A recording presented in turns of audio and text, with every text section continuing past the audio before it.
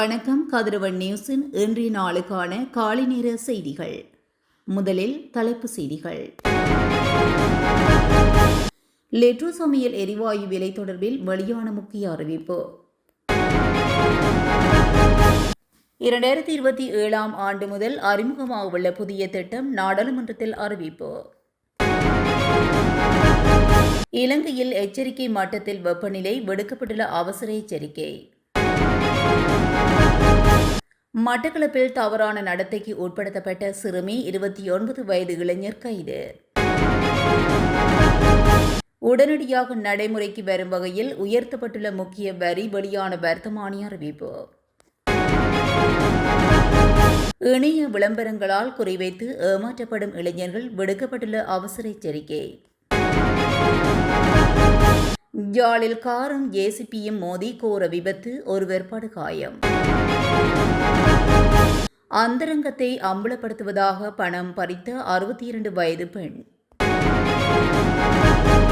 நீராடிக் கொண்டிருந்த சிறுவன் துஷ்பிரயோகம், 2 மாணவர்கள் கைது. ஹார்முஸ் நீரிணை மீண்டும் திறப்பு, ஈரான் புரட்சிகர படை பச்சை கொடி. 2 நாள் அவகாசம் விஜய்க்கு ஆளுநர் வைத்த கேடு.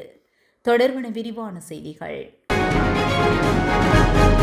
மே மாதத்துக்கான லேட்ரோ சமையல் எரிவாயு விலையை திருத்தி அமைக்கப் போவதில்லை என்று லேட்ரோ சமையல் எரிவாயு நிறுவனம் தெரிவித்துள்ளது. சர்வதேச எரிவாயு விலைகள் அதிகரிப்பு மற்றும் சவாலான அந்நிய செலாவணி நிலவரம் இருந்த போதிலும் நுகர்வோருக்கு நிவாரணம் அளிக்கும் வகையில் விலையில் மாற்றமில்லை என நிறுவனம் குறிப்பிட்டுள்ளது. அதுக்கு அமைய மே மாதத்தில் 12.5 கிலோ சமையல் எரிவாயு சிலிண்டரின் விலை 4765 ரூபாவாக காணப்படுகின்றது. மேலும் 5 கிலோ சமையல் எரிவாயு சிலிண்டரின் விலை 1910 ரூபாவாகவும் 2.3 கிலோ எரிவாயு சிலிண்டரின் விலை 890 ரூபாவாகவும் நீடிக்கும் என லெட்ரோ எரிவாயு நிறுவனம் தெரிவித்துள்ளது. 2027 ஆண்டு முதல் பாலர் பாடசாலைகளில் புதிய தேசிய பாடத்திட்டம் அறிமுகப்படுத்தப்பட உள்ளதாக பிரதமர் மற்றும் கல்வி அமைச்சர் கருணி அமரசூரிய தெரிவித்துள்ளார். பாலர் பாடசாலை கல்வி கட்டமைப்பை முறைப்படுத்துவதற்கும் தரமான கல்வியை உறுதிப்படுத்துவதற்கும் தேவையான நடவடிக்கைகள் முன்னெடுக்கப்பட்டு வருவதாக அவர் கூறியுள்ளார். நாடாளுமன்றத்தில் வைத்து நேற்றைய தினம் கருத்து தெரிவிக்கும் போதே அவர் இந்த விடயத்தை கூறியுள்ளார். பாலர் பாடசாலை கல்விக்கான தேசிய கொள்கை ஒன்று உருவாக்கப்பட்டு 2026 ஆண்டுக்குள் நடைமுறைப்படுத்த திட்டமிடப்பட்டுள்ளது.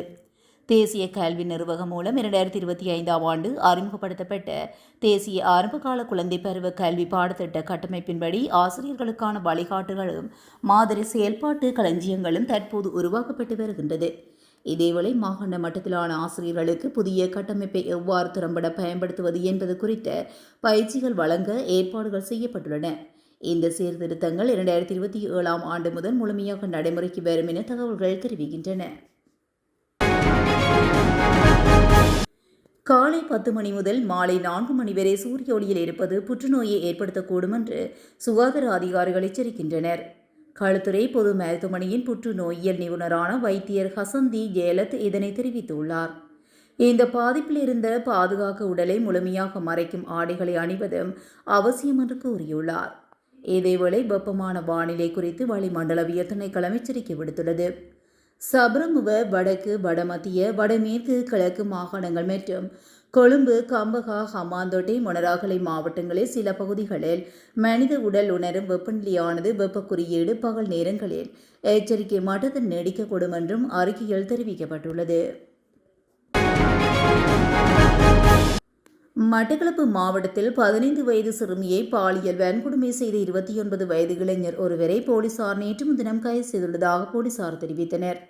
மாவட்டத்தில் உள்ள ஒரு பிரதேசத்தில் குறித்த சிறுமியை 29 வயதுடைய ஆணொருவர் காதலிப்பதாக கூறி அவரை வரவழைத்து பாலியல் வன்கொடுமை செய்துள்ளார். பாதிக்கப்பட்ட சிறுமி பெற்றோரிடம் தனக்கு நேர்ந்த கதையை தெரியப்படுத்தியதை அடுத்து போலீஸ் நிலையத்தில் முறைப்பாடு செய்துள்ளனர். இதனையடுத்து குறித்த நபரை கைது செய்துள்ளதுடன் பாதிக்கப்பட்ட சிறுமியை வைத்தியசாலையில் அனுமதிக்கப்பட்டுள்ளதாகவும் கைது செய்தவரை நீதிமன்றத்தில் முன்னிலைப்படுத்த நடவடிக்கை எடுத்துள்ளதாக பிரதேசத்தை சேர்ந்த போலீசார் தெரிவித்துள்ளனர். இறக்குமதி செய்யப்படும் மக்காசோளத்தின் மீது விதிக்கப்படும் சிறப்பு பண்ட வரியை உடனடியாக நடைமுறைக்கு வரும் வகையில் உயர்த்துவதற்கான நடவடிக்கைகள் அரசாங்கம் எடுத்துள்ளது. நிதி அமைச்சகத்தால் வெளியிடப்பட்ட சிறப்பு வர்த்தமானி அறிவிப்பின்படி 1 கிலோகிராம் இறக்குமதி செய்யப்படும் மக்காச்சோளத்துக்கான வரி ₹50 வரை அதிகரிக்கப்பட்டுள்ளது. இந்த திருத்தப்பட்ட வரி விகிதம் மே 5, 2026 முதல் டிசம்பர் 31 2026 வரை நடைமுறையில் இருக்கும் என்று நிதி அமைச்சகம் மேலும் தெரிவித்துள்ளது. மேலும் டிசம்பர் 31, 2025 அன்று வெளியிடப்பட்ட சிறப்பு வர்த்தமானி அறிவிப்பில் 2469 கீழ் இருந்த முந்தைய வரி விகிதமும் இதனுடன் திருத்தப்பட்டுள்ளது. இந்த வர்த்தமானி அறிவிப்பு நிதி திட்டமிடல் மற்றும் பொருளாதார அபிவிருத்தி அமைச்சினால் 2026 ஆண்டு மே மாதம் 4 இந்த வர்த்தமானி அறிவித்தல் வெளியிடப்பட்டுள்ளது. கடந்த 3 நாட்களில் இணையவழி குற்றங்கள் தொடர்பாக 157 சந்தேக நபர்கள் கைது செய்யப்பட்டதாக போலீஸ் பிரிவு உறுதிப்படுத்தியுள்ளது. இந்நிலையில் 2024 ஆண்டின் தொடக்கத்திலிருந்து இலங்கை வேலைவாய்ப்பு இணையதளங்களில் வெளியிடப்பட்டுள்ள பல இணையவழி வேலை விளம்பரங்கள் ஆய்வுக்கு உட்படுத்தப்பட்டுள்ளதாகவும் கூறப்படுகின்றது. இந்த விளம்பரங்கள் குறைந்த தகுதிகளுடன் வழக்கத்துக்கு மாறாக அதிக சம்பளத்தை 1 லட்சத்தை தாண்டி வழங்குவதாக தெரிவிக்கப்படுகின்றது. வேலை வாய்ப்புகளை பெற சாதாரண தகுதிகள் கூட போதுமானவை என்று கூறப்பட்டு மோசடியில் ஈடுபடுகின்றமை தெரிய வந்துள்ளது.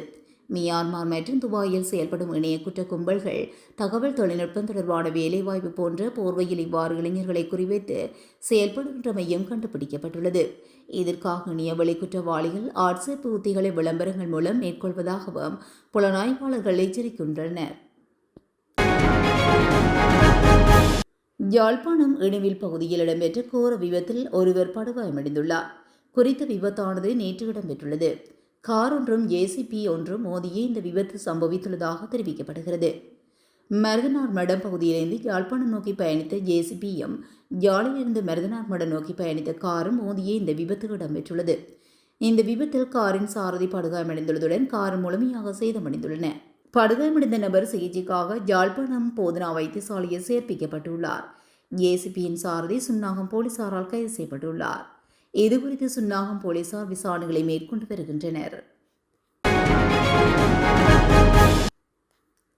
வடமேல் மாகாண கணனி குற்றத்தடுப்பு பிரிவு திட்டமிட்ட மோசடி ஒன்றோடு தொடர்புடைய 62 வயதுடைய பெண் ஒருவரை கைது செய்துள்ளது.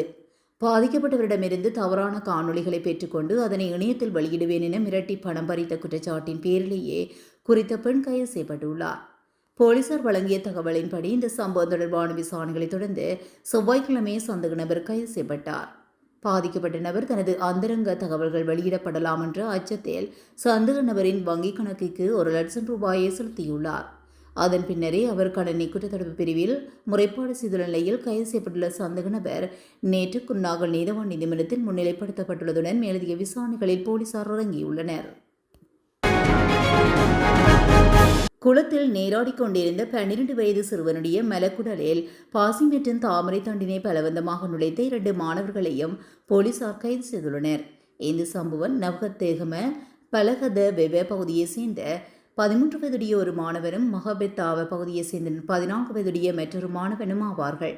சிறுவன் குளத்தில் நீராடிக் கொண்டிருந்த போது அந்த வழியாக சென்ற 2 சந்தேக நபர்களும் சிறுவனை அணுகியுள்ளனர்.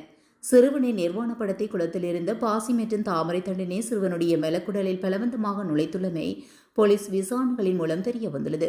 தற்போது கைது செய்யப்பட்டுள்ள மாணவர்களிடம் மேலதிக விசாரணைகளை நவகத்தேகம போலீசார் முன்னெடுத்து வருகின்றனர்.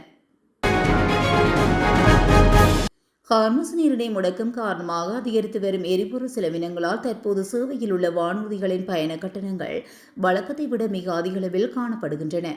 அமெரிக்கா மற்றும் ஈரானுக்கு இடையிலான முறுகலால் ஹார்மஸ் நீரிணை முடக்கம் 10வது வாரத்தில் நெருங்கி வரும் நிலையில் உயர்ந்த மசகு எண்ணெய் விலையானது உலகளாவிய வானூர்தி பயணத்துறையில் கடுமையான தாக்கத்தை ஏற்படுத்தி வருகிறது. வானூர்தி எரிபொருள் விலையானது பிப்ரவரி மாத இறுதியில் அமெரிக்காவும் இஸ்ரேலும் ஈரானுக்கு எதிரான போரை தொடங்கியதிலிருந்து 80% அதிகமாக உயர்ந்துள்ளது. வானூர்தி எரிபொருள் விலை உயர்வு காரணமாக வானூர்தி நிறுவனங்கள் கட்டணங்களை உயர்த்தவும் பயணங்களின் எண்ணிக்கையை குறைக்கவும் இரண்டையும் செயல்படுத்தவும் நிர்பந்திக்கப்பட்டுள்ளன. எனவே சிரியம் என்ற வானூர்தி போக்குவரத்து பகுப்பாய்வு நிறுவனத்தின் தரவுகளின்படி அமெரிக்கா, சீனா, ஜப்பான், ஆஸ்திரேலியா மற்றும் ஐரோப்பாவின் பெரும்பகுதி உள்ளிட்ட பல்வேறு சந்தைகளில் ஜூன் 1 முதல் செப்டம்பர் 30 வரையிலான காலப்பகுதியில் 9.3 மில்லியன் இருக்கைகள் குறைக்கப்பட்டுள்ளதாக செய்திகள் தெரிவிக்கின்றன. மத்திய நாடுகளில் துபாய் மற்றும் தோஹா போன்ற முக்கிய வானூர்தி நிலையங்களுக்கு அருகிலுள்ள வான்வெளி பகுதியில் பாதிக்கப்பட்டுள்ளதாகவும் பெரிய அளவிலான இருக்கைகள் குறைப்புகள் செய்யப்பட்டுள்ளன. கட்டார் ஏர்வேஸ் மற்றும் ஜூன் முதல் அக்டோபர் வரையிலான காலப்பகுதியில் 2 மில்லியன் இருக்கைகளுக்கு இணையான வானூர்திகளை ரத்து செய்துள்ளது. தவிக தலைவர் விஜய் இன்று காலை 11 மணிக்கு தமிழ்நாட்டின் முதலமைச்சராக பதவியேற்க உள்ளார். விஜய் இன்று தமிழ்நாட்டுக்கு பொறுப்பு ஆளுநர் ராஜேந்திர விஸ்வநாத் அர்லேகரை சந்தித்து ஆட்சியமைக்க உரிமை கோரினார். ஆளுநரிடம் 113 எம்எல்ஏக்களின் ஆதரவு கடிதத்தை இதன்போது அவர் வழங்கியுள்ளார். இந்நிலையில் மே 9ஆம் தேதிக்கு முன்னதாக, அதாவது பதவியேற்ற 2 நாட்களுக்குள் பெரும்பான்மையை நிரூபிக்க வேண்டும் என ஆளுநர் விஜய்க்கு உத்தரவிட்டுள்ளதாக இந்திய ஊடகங்கள் தெரிவிக்கின்றன. சமீபத்தில் நடைபெற்ற தமிழ்நாடு சட்டமன்ற தேர்தலை தாவேகா 108 இடங்களை வென்றதும் பெரும்பான்மைக்கு தேவையான 118 இடங்களை விட 10 இடங்கள் குறைவாக இருப்பதனால் பிற கட்சிகளின் ஆதரவுடன் ஆட்சியமைக்க விஜய் திட்டமிட்டுள்ளார். இந்த சந்திப்பின்படி தாவேகா தலைவர் விஜய் இன்று காலை 11 மணிக்கு தமிழ்நாட்டின் முதலமைச்சராக பதவியேற்க உள்ளார். இந்த விழாவில் காங்கிரஸ் தலைவர் ராகுல் காந்தி பங்கேற்பார் என்றும் எதிர்பார்க்கப்படுகின்றது. தற்போது காங்கிரஸ் ஆதரவு அளித்த நிலையில் மீதமுள்ள 6 இடங்களுக்கு மற்ற கட்சிகளுடன் பேச்சுவார்த்தை நடைபெற்று வருகின்றதாகவும் தெரிவிக்கப்பட்டுள்ளது. இத்துடன் கதிரவன் நியூஸின் காலை நேர செய்திகள் நிறைவடைகின்றன. தொடர்ந்தும் செய்திகளோடு இணைந்திருக்க கதிரவன் நியூஸுடன் இணைந்திருங்கள். நன்றி, வணக்கம்.